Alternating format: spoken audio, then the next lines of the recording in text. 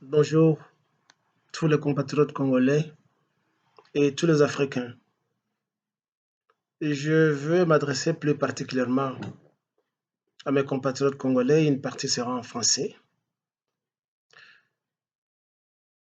Hier, la plupart des Congolais ont été surpris de suivre en direct un point de presse ou une conférence tenue par les éléments du service national d'intelligence du Congo, de la police, etc., euh, qui nous ont fait l'honneur de faire un briefing sur l'arrestation, je pense, de 4 ou 5 citoyens rwandais et qui coopéraient de connivence avec certains Congolais, leurs complices donc. Ça a été un bon coup pour eux et la police, combinée des services d'intelligence, ont sauté sur l'occasion pour vraiment se faire une publicité. Ils ont appelé ces civiques des espions rwandais. D'accord, félicitations. Euh, Vous avez bougé tous les médias, tout le monde était là, et on en a fait large diffusion dans tous les organes de médias congolais. C'est bien beau, et je pense que c'est une façon pour la police et ses services d'intelligence euh, de monter en grade et de recevoir plus de subventions de la part de l'État parce qu'ils ont fait un bon coup.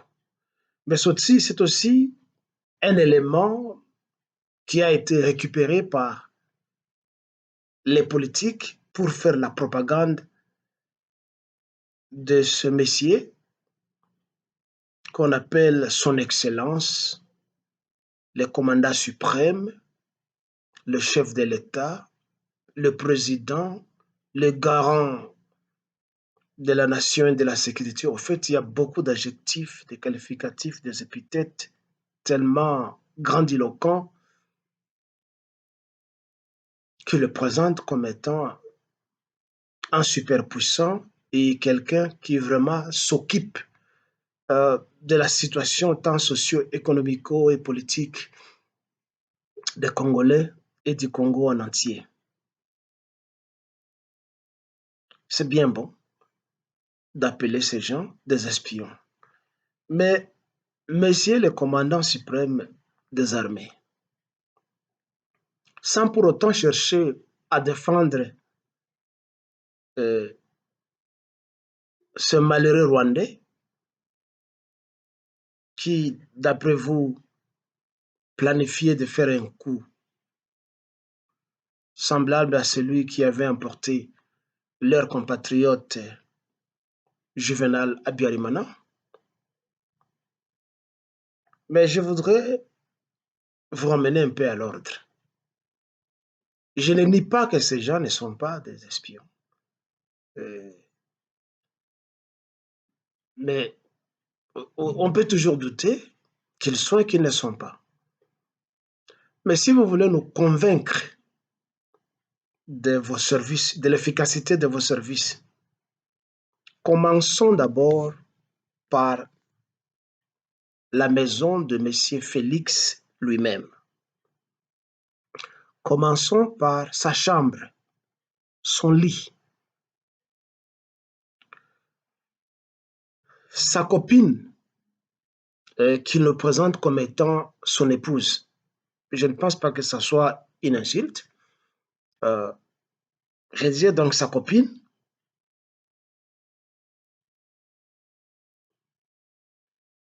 Comment peut-il justifier sa présence au Congo si elle n'est pas une espionne?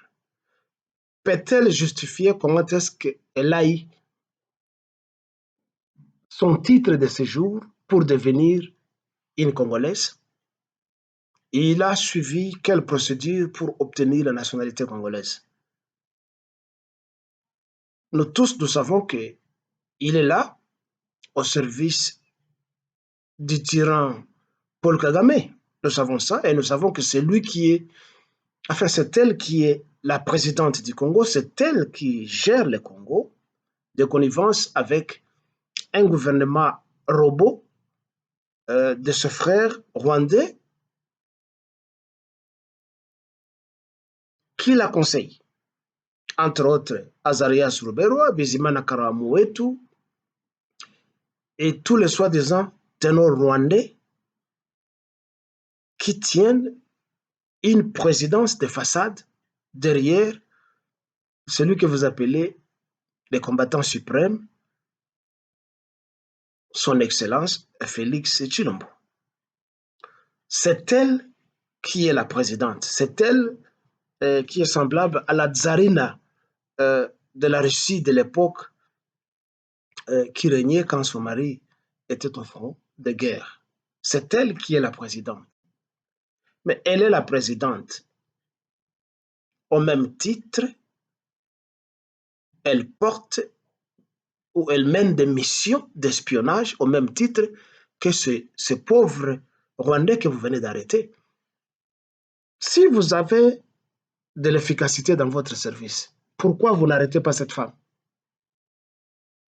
Elle est couverte de quelle immunité? Comment est-ce qu'elle a eu le passeport congolais, la nationalité congolaise, son titre de séjour au Congo, sans qu'elle ne soit inquiétée?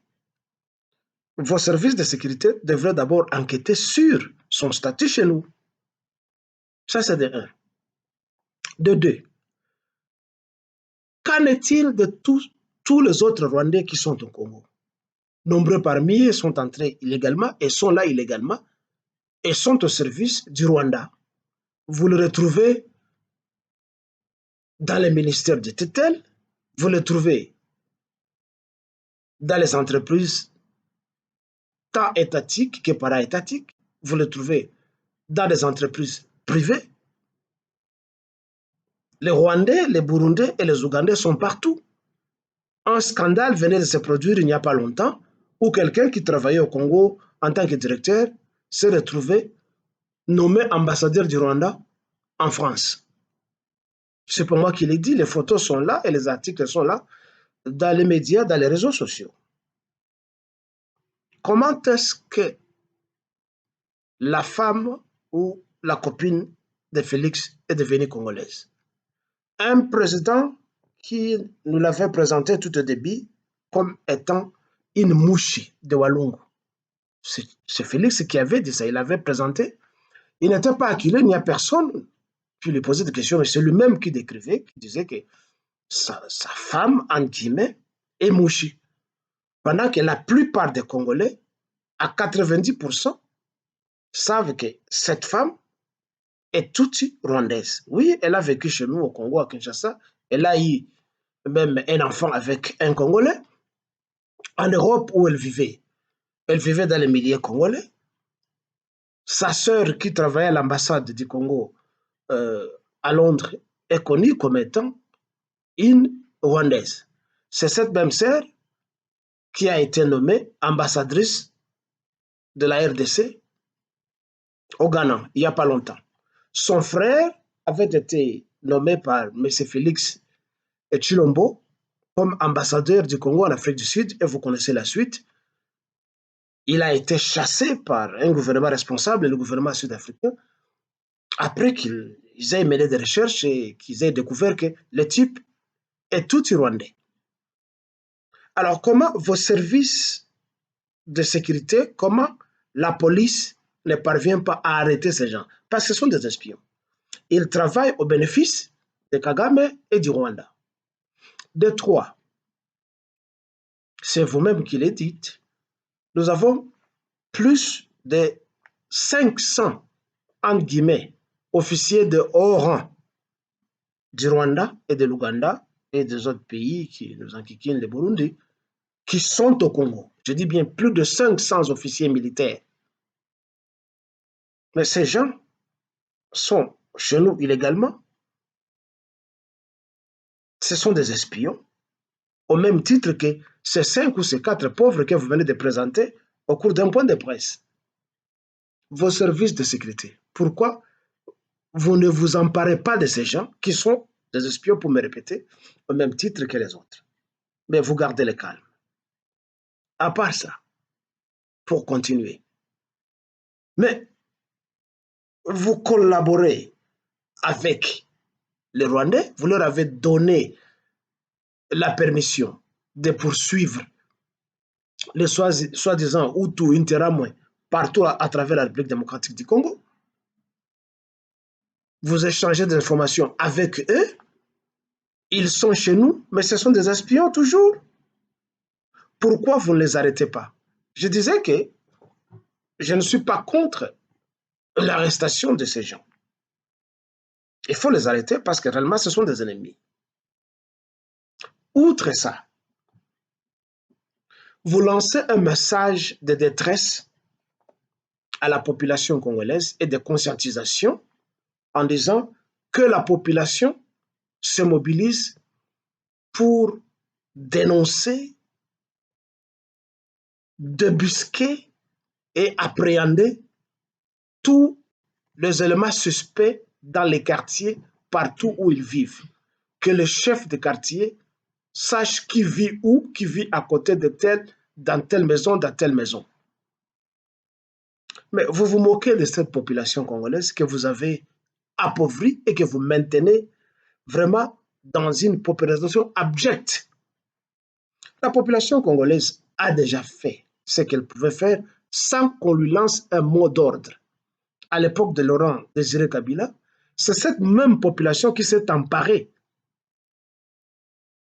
des envahisseurs, les tuant, les brûlant, les jetant dans des rivières avoisinantes. C'est cette même population.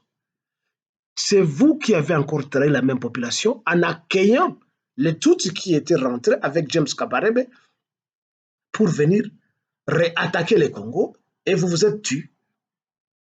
Qu'est-ce que vous avez donné à cette population en retour?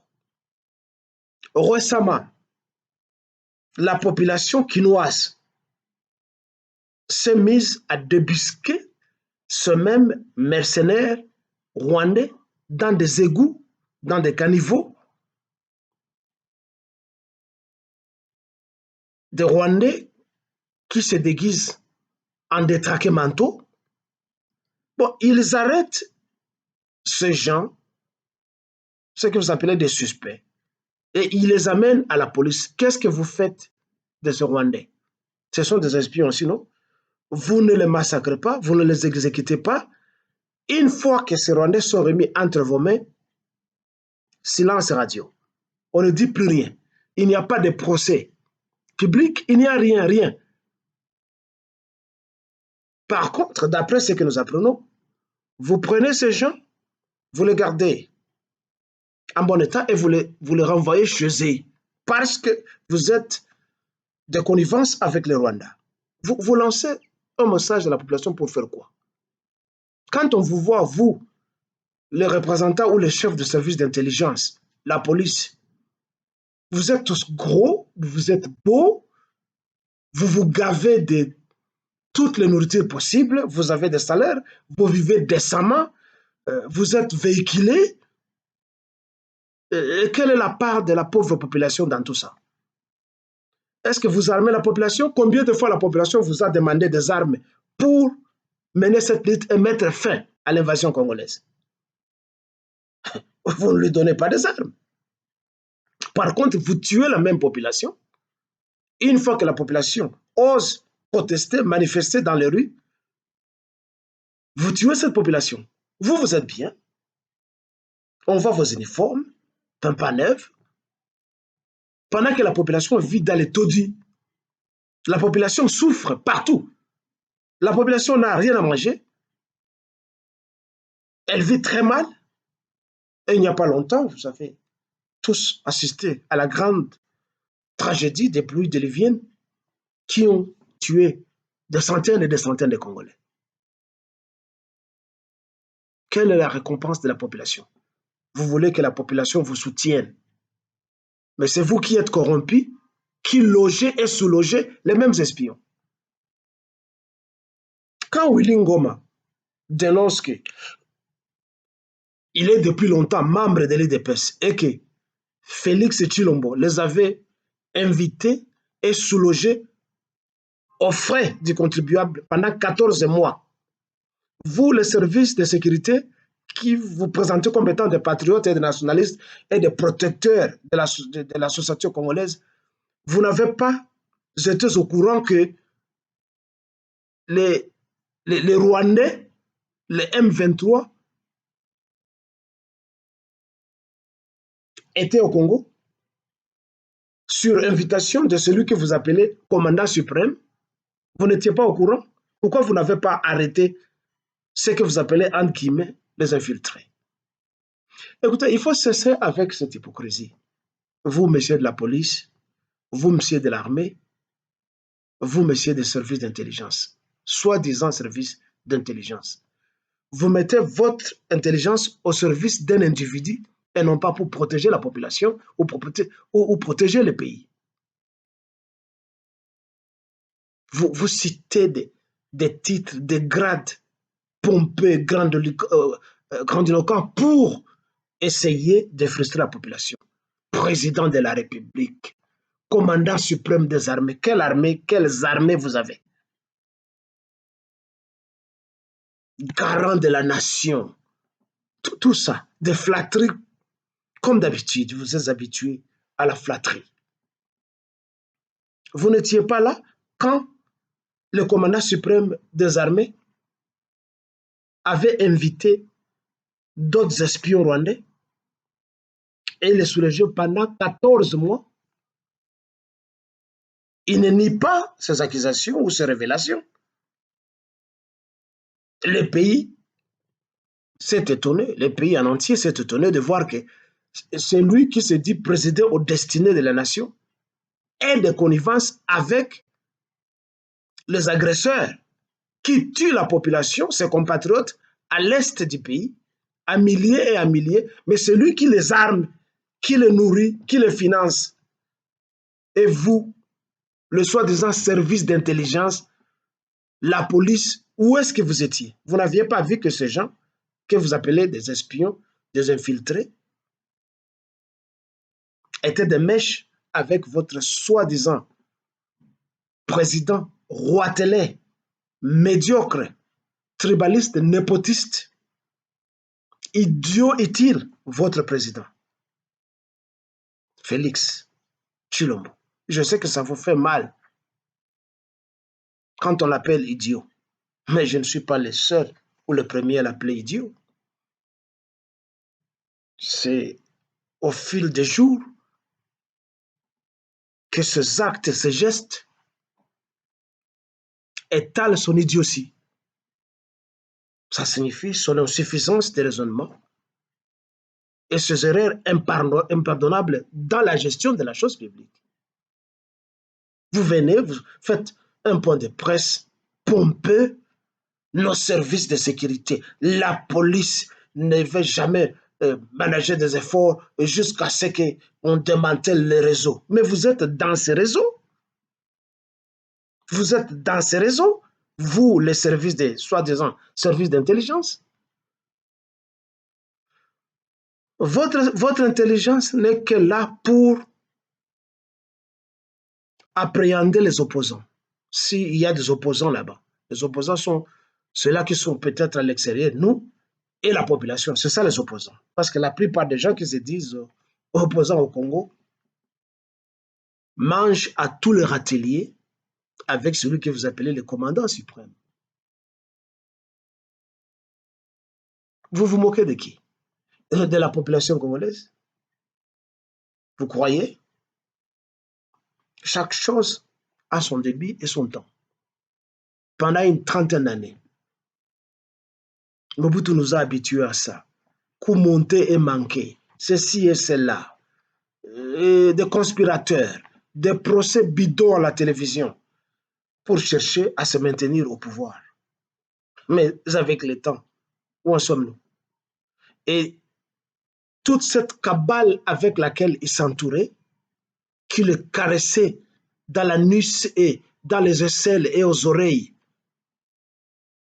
a fui. On n'entend plus parler tous ces généraux, tous ces colonels, tous ces majors, tous ces intouchables qui nous ont terrorisés pendant 32 ans de règne de Mobutu. Ils se sont étiolés. Il en sera de même avec votre soi-disant commandant suprême de la tribu et non pas de la nation. Lui qui ne connaît pas comment gérer sa propre famille, comment est-ce qu'il peut gérer toute une nation?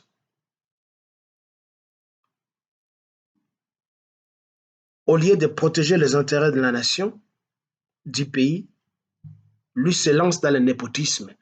On n'est pas contre qu'il soit entouré par ses frères comme étant ses gardes du corps, c'est normal. On ne peut s'entourer qu'avec des gens en qui on a confiance. Il n'y a pas de mal en ça parce que Mobutu le faisait avec toute sa DSP. C'était tous des Bangwandi qui parlaient la même langue, soit recrutés en Centrafrique et d'autres qui se trouvaient à l'Équateur. Ça, on comprend. Mais lorsqu'il s'agit de la distribution de la richesse nationale, c'est tout le monde qui doit avoir sa petite part, si petite soit-elle, et non pas amasser tout et garder ça pour soi-même et sa famille. Alors, on est président, on est père de la nation ou mère de la nation en quoi? Quand on devient égoïste, comme celui que vous appelez combattant suprême, son excellence. Mais il est excellent en quoi? Dites-nous. Parce que chez nous, nous récitons tout à la perroquet. Les députés, leurs excellences. Les sénateurs, leurs excellences. Les ministres, leurs excellences. Les présidents, n'en parlons même pas. Son excellence. C'est un logiciel qui est dans nos têtes et dans la bouche. C'est comme un disque. Chaque fois qu'on les joue, ça joue la même chose, la même chanson. Les journalistes, n'importe qui passe devant les médias, il qualifie ce que je viens de citer du président au dernier soldat, leurs excellences. Son excellence, le président de la République, mais c'est toute une phrase, bien qu'il n'y a pas de verbe, une phrase de qualificatif. Écoutez ceci. Son excellence, monsieur le président de la République, combattant suprême, chef des armées, etc. Je ne peux pas citer tous les qualificatifs. Hein. Ça a une longueur kilométrique. Tout ça pour chercher à créer l'image d'un médiocre, d'un incompétent, pour qu'il puisse débourser de l'argent et donner à ceux-là qui, à chaque saison, chantent des chansons comme une cigale. Vous n'avez pas honte. Service de sécurité, la police nationale.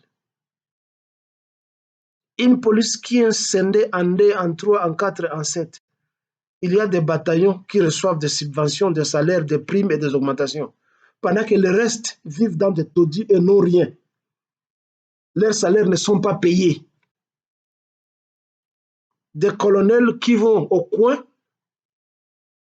en ligne, pour attendre un poulet ou la moitié d'un poulet pour nourrir sa famille. C'est dans quel pays vous avez vu ça?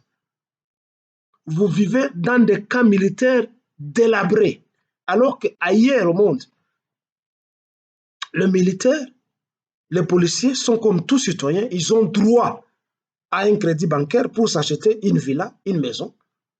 Ça n'empêche pas qu'il aille passer son temps dans les camps militaires ou sur une base militaire, mais il a ou elle a droit à un crédit bancaire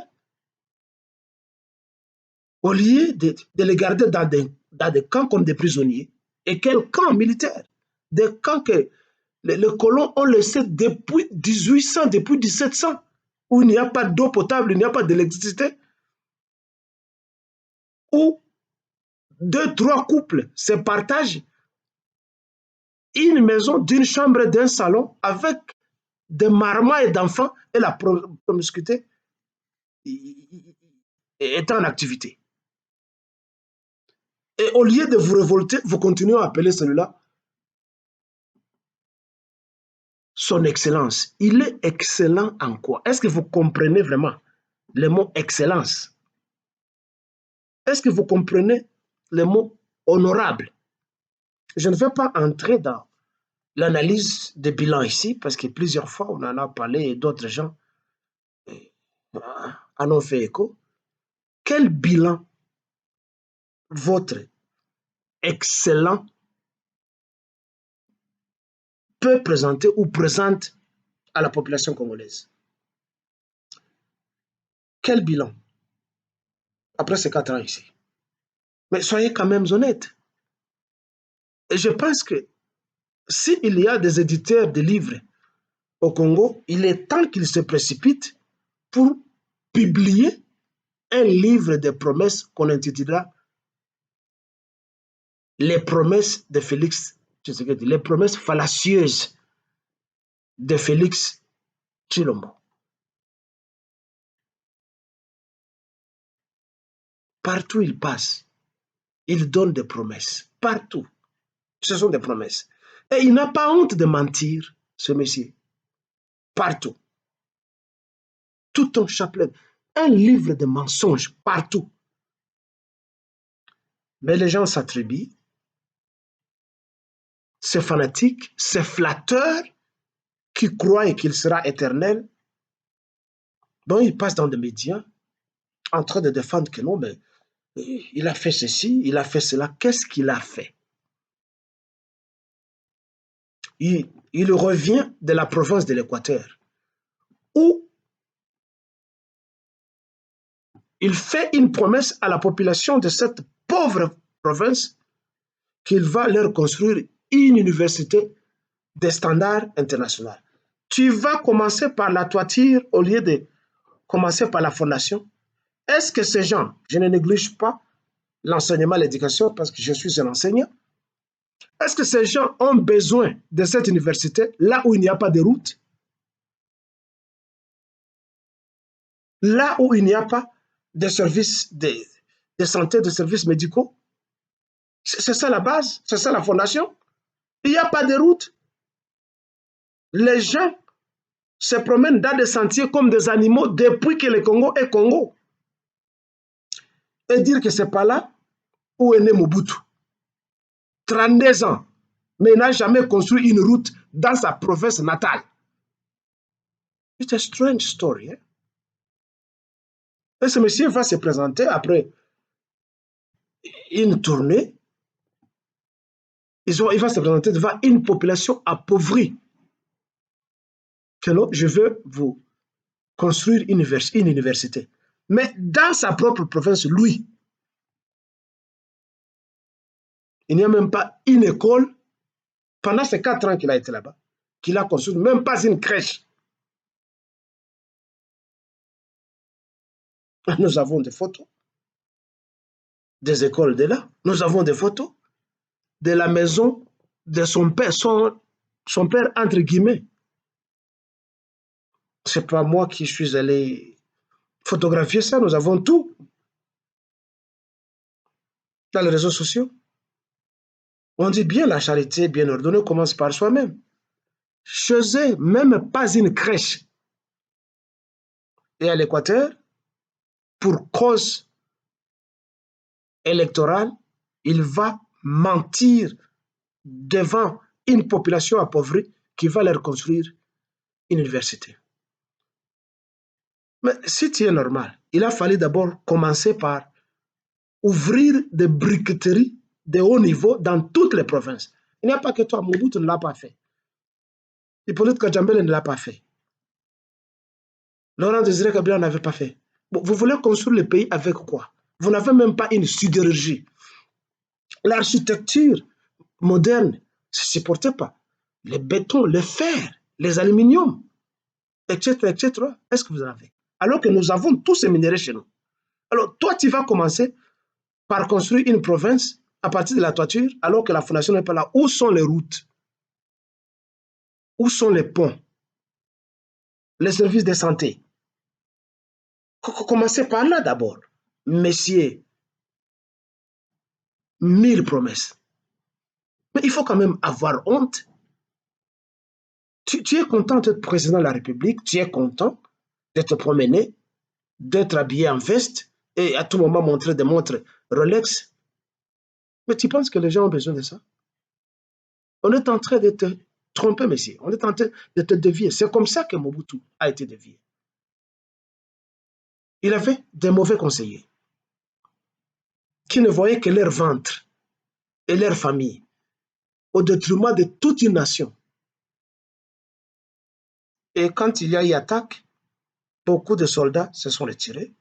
Ils ont dit, la DSP, Mobutu était ministre, défendait la patrie.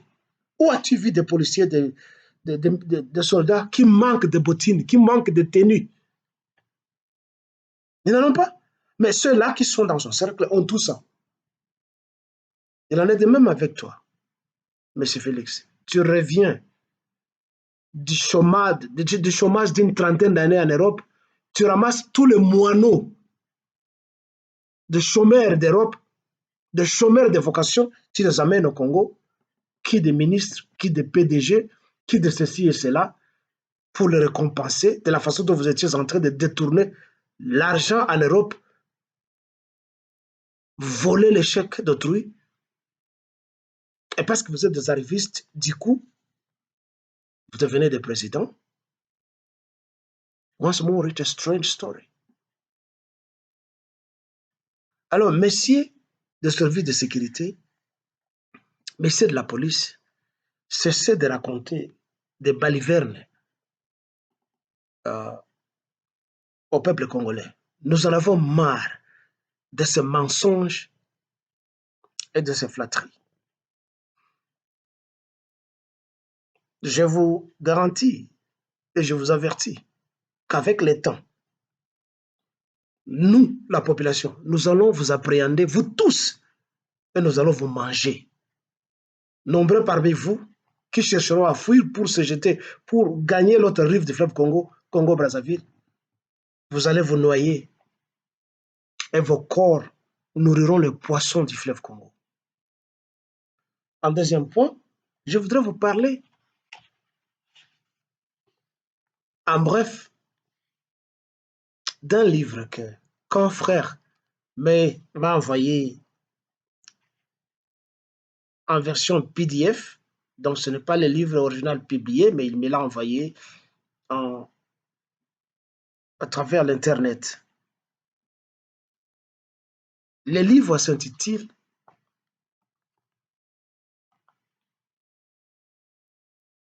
Une balle de plus dans le vagin. Bon, je ne pense pas que vous allez me traiter d'impudique. Le vagin, c'est une partie du corps que tout le monde connaît. Et ce n'est pas ici où vous allez me demander ou me faire des leçons de morale. C'est un titre que je lis. Et je sais que ça blesse ceux-là qui se disent qu'ils sont des donneurs de leçons aux gens et d'autres qui se disent qu'ils sont plus religieux, et ils ont la décence et tout ça. Mais pourtant, ce sont des malfaiteurs qui se présentent chez nous hein, comme étant des loups, enfin des agneaux.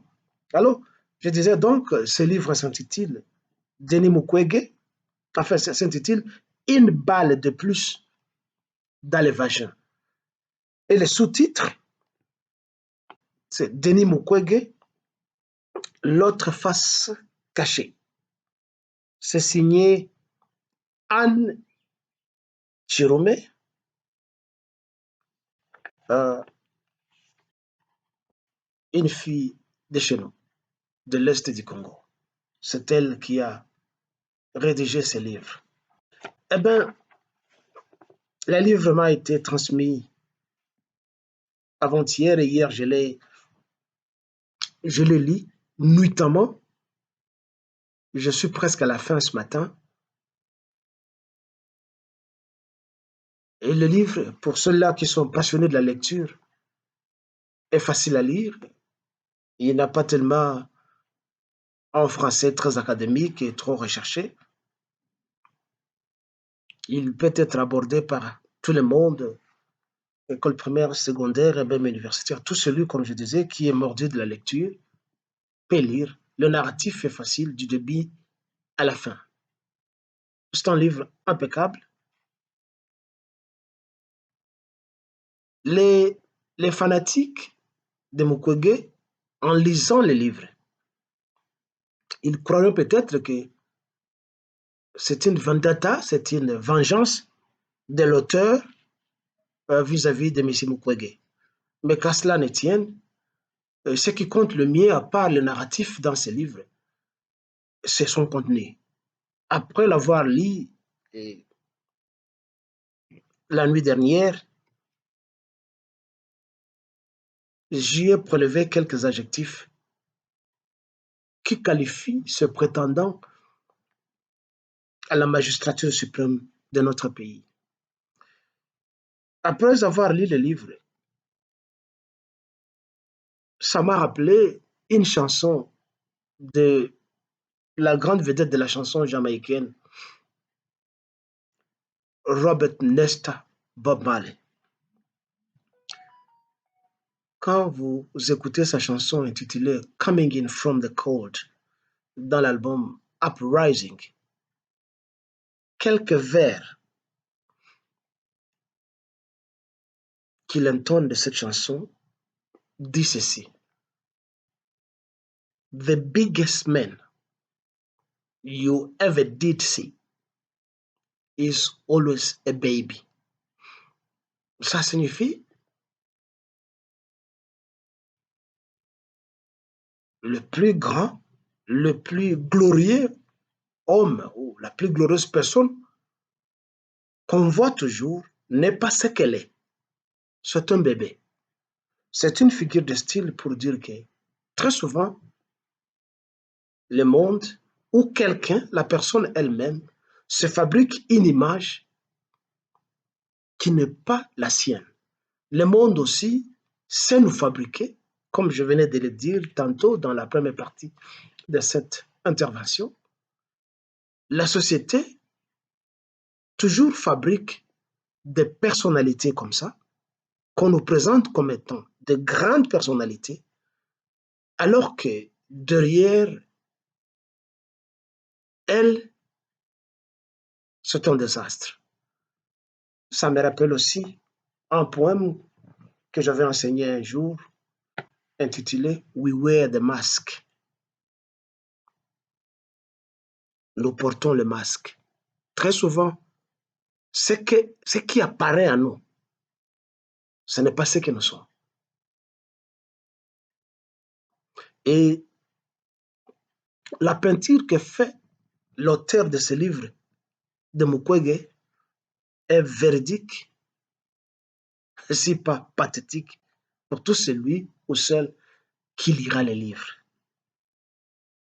Je finis par découvrir les arcanes les plus cachés de M. Mukwege, sans tout autant entrer dans sa vie privée. La petite critique littéraire que j'ai faite de ce livre est que M. Mukwege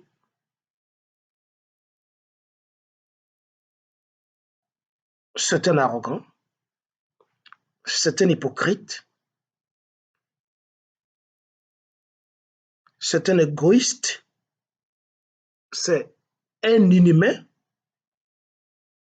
c'est un mauvais manager qui ne connaît rien de la gestion des entreprises, c'est un détourneur des fonds qui lui sont alloués pour la réussite des projets qu'il initie, lui ou son équipe. Il ne paye pas les salaires de ses employés et surtout, c'est un arnaqueur, c'est quelqu'un qui s'empare des projets des autres, qu'il vend ailleurs pour récupérer de l'argent là-bas et à ne pas payer les concepteurs de projets. C'est en quelque chose un vol ou un voleur, il est un voleur des propriétés intellectuelles de ses agents ou de ce travailleur. C'est quelqu'un qui ne veut pas collaborer avec ce travailleur et qui ne veut pas faire chemin ensemble avec les autres. C'est quelqu'un qui s'entoure avec une coterie familiale et place à côté de ses employés des mouchards, des informateurs qui doivent accuser faussement ceux-là avec qui il travaille. Il profite des cerveaux et des intelligences d'autres gens pour se faire de l'argent. M. Mukwege est impliqué dans l'asservissement, la souffrance, la torture,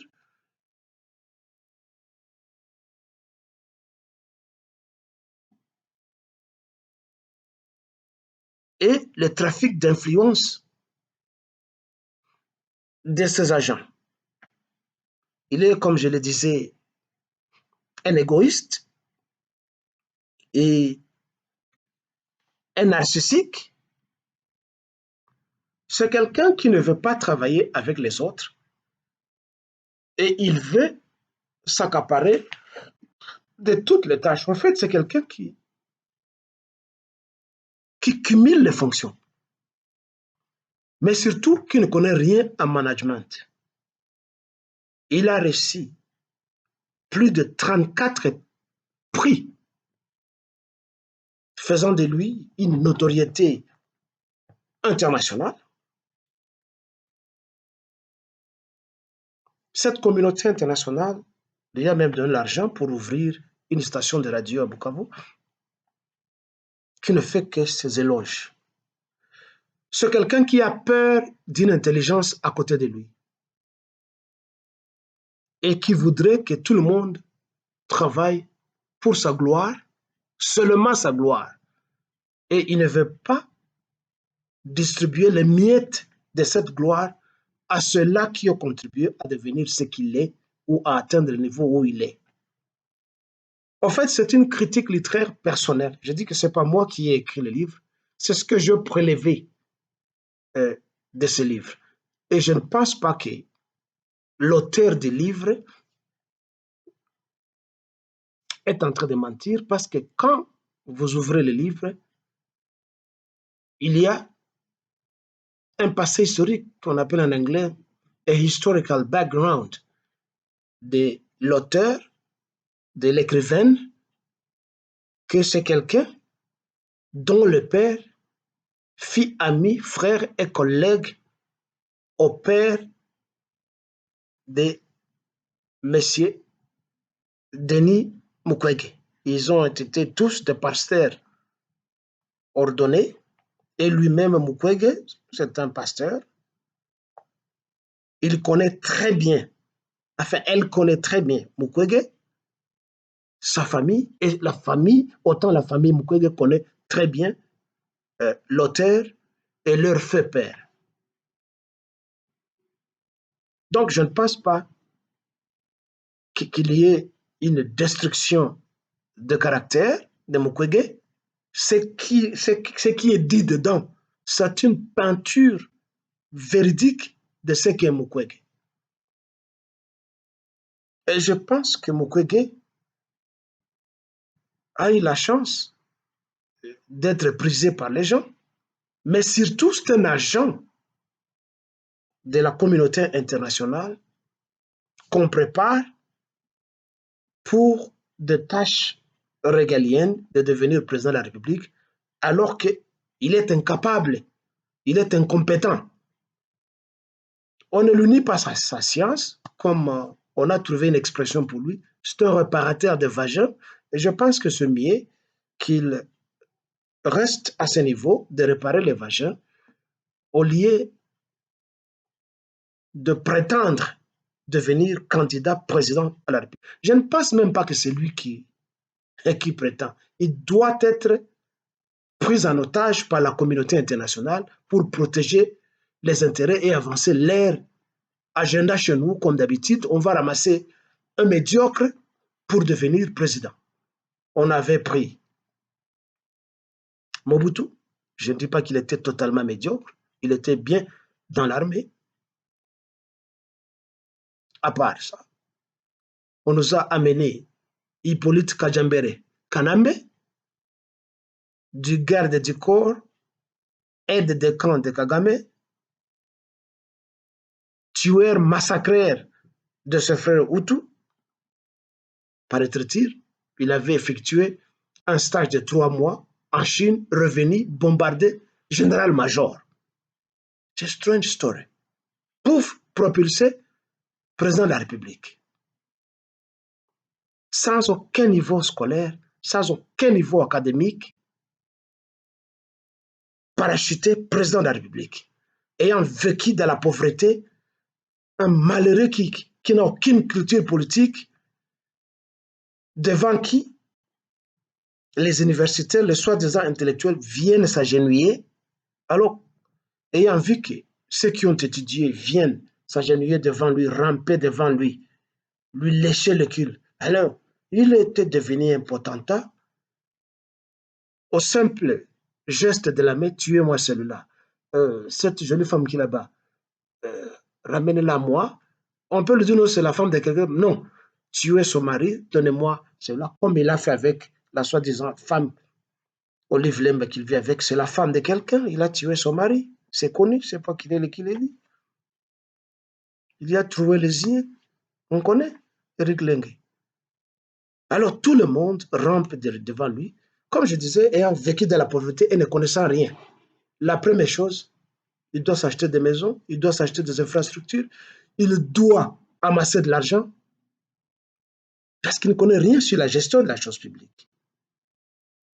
Et voilà encore, après lui, la même mafia occidentale va nous ramener un idiot, un chômeur de vocation, détourneur d'échecs,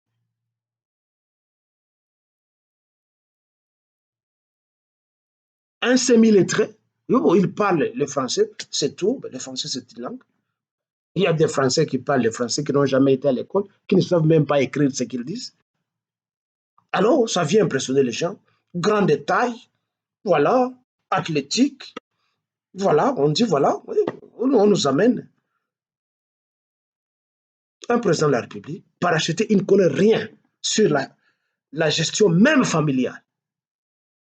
Président de la République. Et aujourd'hui, on est en train de nous préparer encore le duplicata de ça. Il y a Moïse Katumbi qu'on vient nous amener, qui a corrompu tout le lobby du monde, qui a corrompu tous les porte-paroles qui parlent pour lui, le Mike Mokebai, les Israël Mutombo, les Franck Diongo, les Francis Kalombo, les Perron Louara,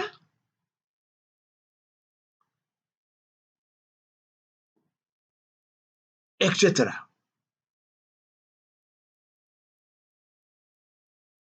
Les Kamitatu, des gens qui parlent pour lui, on essaye d'améliorer son image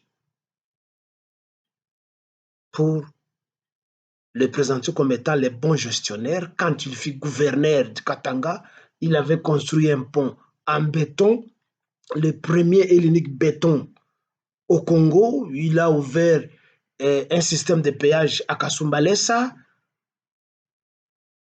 Il a empêché les vols, le transport de minerais congolais à l'étranger, mais pourtant c'est le contraire de ce qu'il a fait. Qui a volé les minéraux et qui vole les minéraux de Congo? C'est Moïse. Qui a mis par terre la Gécamine? Il fait partie des auteurs de ceux-là qui ont liquidé la Gécamine. Qui a tué la Société congolaise des chemins de fer?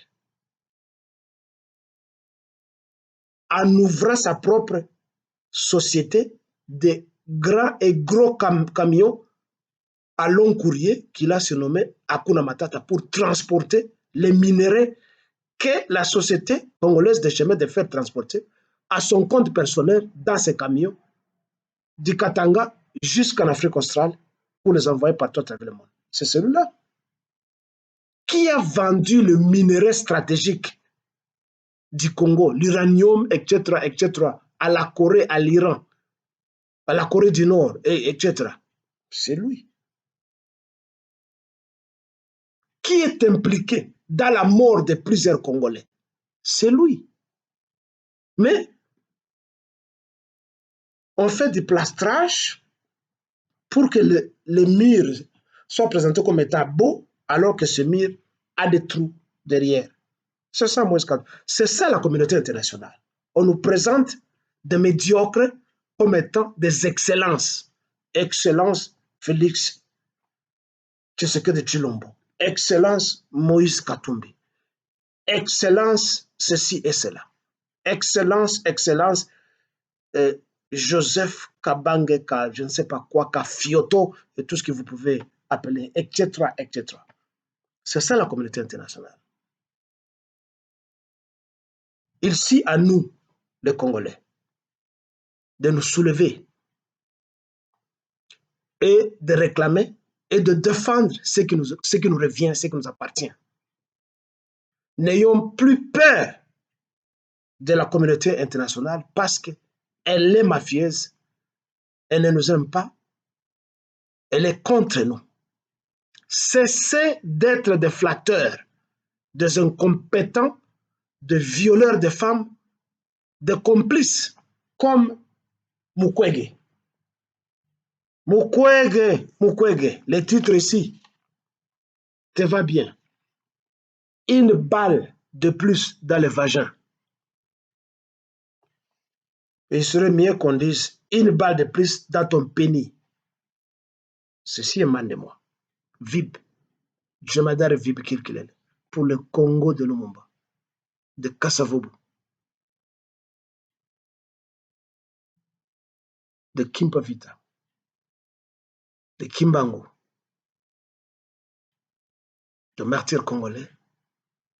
Et de tous les Congolais qui luttent pour que la nation congolaise soit